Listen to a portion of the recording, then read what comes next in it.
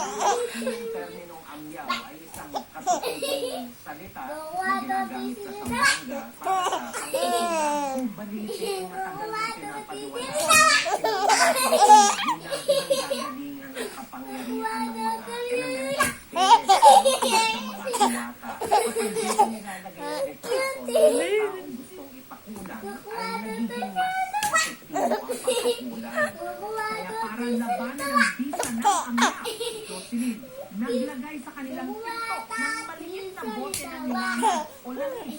Ito po yung binigay ng chewin ko para pang-utas mo balak sa'yo. Kumain mo yung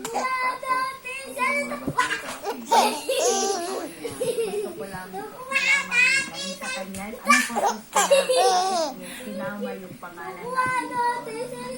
At ang mga nilalaraw ang may gawa ng lahat ng ito. Alam na namin.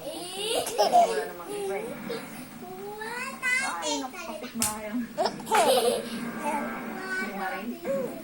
Mayroon kasi anong pupunta sa papagamot. Hindi namin alam kung anong klase. Natatakot sa kanya.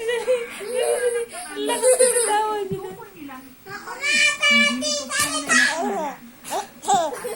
Ang binala ng aming May inalog. anak niyo po. Yan. Hilaan mo lang kasi. Oh, hilaan mo lang kasi. Natago natin sa pangalang Ernesto. Si Ernesto may ipinagtapat. Sininok to, sininok.